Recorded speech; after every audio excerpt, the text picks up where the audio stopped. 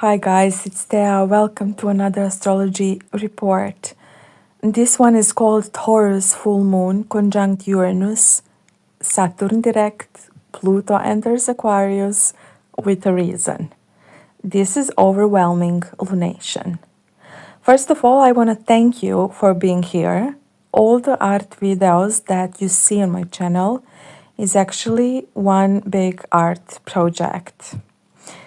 These artistic videos will be exhibited in 2025 as part of my exhibitions, along with paintings, drawings, collages, and other things that I do.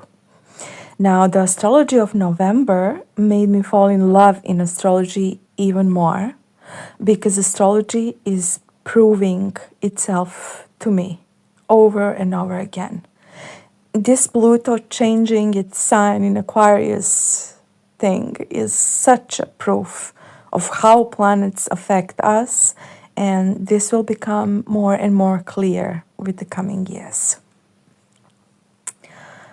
I will be here on YouTube for you, and with Pluto in Aquarius, I will certainly be posting more, not only about astrological topics, but also about art, dream analysis, tarot, everything that I love to do and talk about.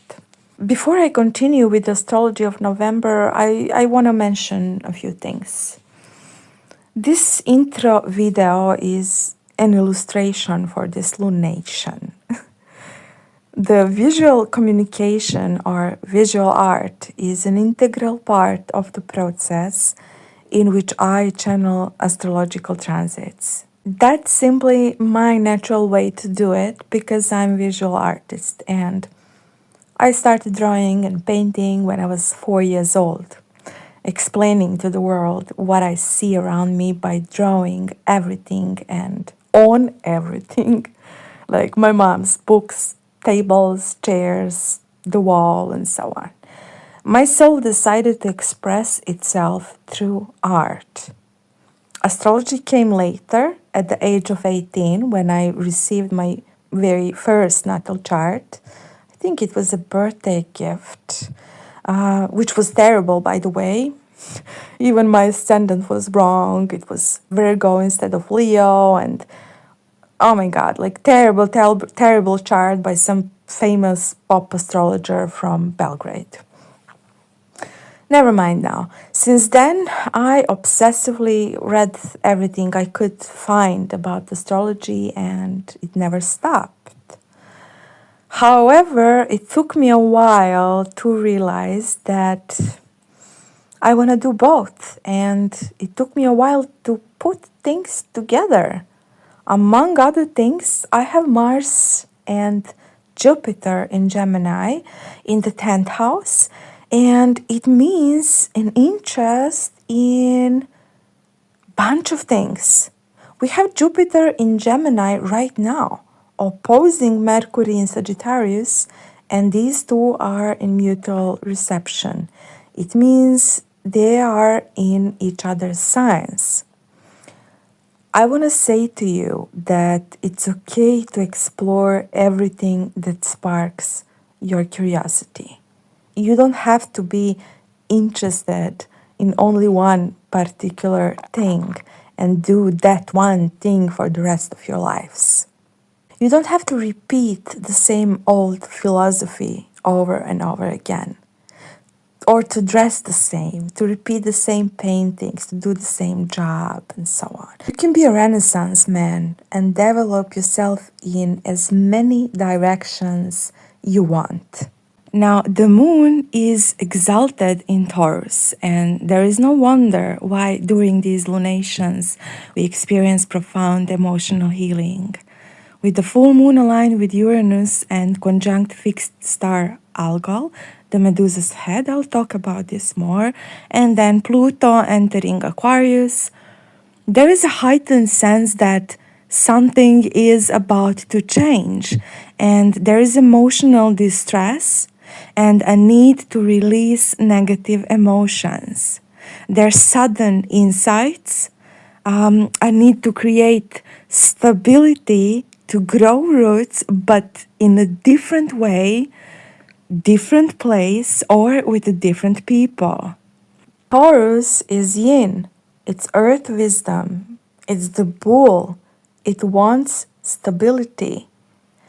Taurus has a tendency to get stuck into something for so long. Perhaps the way we do things, perhaps it's about what we think we value, perhaps it's about certain emotional patterns. But with Uranus here, change comes like a strike.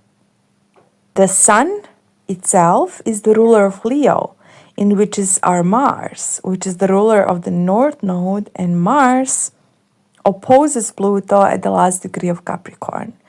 Then the ruler of Capricorn, which is Saturn, freshly stationed direct. This is huge. And then Venus, the ruler of this full moon and South Node, is in Capricorn and squares the nodes. This lunation isn't fluffy at all. The Taurus full moon together with Uranus is here to wake us up so that we realize that we have to make radical changes. This alignment with the algol captures my attention. Medusa is a monster in mythology. She was a gorgon, a beautiful woman abused by god Poseidon, and she got punished by another goddess. The story of Medusa describes the consequences of sexual abuse. It can be any kind of abuse, actually.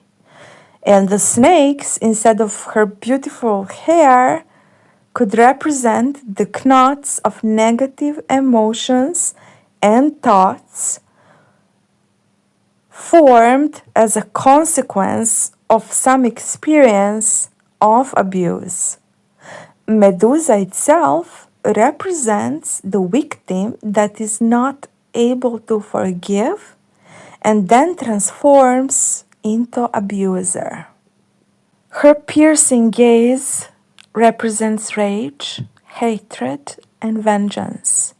And to me, this full moon asks to become aware and release these negative emotions we might carry for too long. It's not a surprise that we have a lunation in Taurus, the sign of embodiment, while Pluto changes its sign into Aquarius. And it's not strange that this occurs in conjunction with Uranus in Taurus. We are shaken out so that we can unstuck and figure out where we really want to be. It's time of radical change, but it doesn't happen overnight, folks. This is a process too. Relationships are changing along with this change occurring in us. And Venus in Capricorn squares the nodes. This is stressful here, okay? Venus is faced with the heavy conditionings, obligations, expectations, responsibility, duty things. And it seems to me that it's time to make some priorities and choose ourselves instead of pleasing others. Full commitment and dedication comes with Venus in Capricorn and Saturn stationing direct. But this is Saturn and it's heavy. There are things to finish and they're not pretty. Nothing pretty about Saturn ever. Taurus or Venus rules our heart center. With Uranus here, it's not that pleasant in our chests. With the heart-ruled Taurus full moon, which illuminates our unconscious, and with Uranus, we have a clarity of mind, and we can experience a powerful intuitive insights. The way we relate to our body, to the nature, and our own rhythm is about to change. We are collectively going through the most profound change in our lifetimes, folks. Pluto enters Aquarius. Hello, world. We are evolving, changing, awakening, deconstructing. It's itchy, isn't it? Every new birth is messy. And it feels a bit scary too from time to time. Our whole body is going through the shifts and changes, and we feel this on the subconscious level. Leo is the polarity point of Pluto in Aquarius. Mars is now in Leo, and when the Mars changed its sign and entered from Capricorn and Cancer, and entered Leo while opposing Pluto in Capricorn, it was like a punch in the gut. I felt that. It was and it still is a roar. All of this is one big roar, and it's becoming more exciting with the Pluto in Aquarius. Through the unknown, we will find the new. It's coming to my mind. I don't know who said that. I think it's some French poet. Never mind. The full moon in Taurus is here to remind us of our own body wisdom. Listen to your body. Listen to your needs. Taurus values them. It's about self-worthiness. I grew up with a Taurus parent. And when you grow up with Taurus parents, you learn to value your own gifts and talents. You invest in them, you know. You learn to rest, to cook for yourself, to have a good old sleep, to nap. It's the art of napping. To wear organic and natural fabrics, to take care of your skin, what you put in your body and on your body. Taurus makes a big difference between quality and quantity. Yeah, Taurus also have this tendency to just stuff themselves like squirrels, you know, by always thinking about some stock or something. So they can overdo things for sure, like with unnecessary things that they think they will need for something sometimes. So let's not be paranoid squirrels now. Let's keep things simple. We are going through the profound shifts, guys, and when such things happen, we can become overwhelmed. That's why it's time to slow down and connect with the nature, with the earth, with the water, smells. Time to rest a little bit, to observe and listen. It's no wonder that the ancient Maya, a few days before the great cosmic shifts, spent their days in deep meditation by connecting with Gaia and listening in order to receive information about what is happening in the cosmos and align with the changes to come. I wish you an easy path, folks, towards creating what makes you feel joyful and willing to live. And forget not that the earth delights to feel your bare feet and the winds long to play with your hair. Thank you for watching, guys. See you soon. Bye.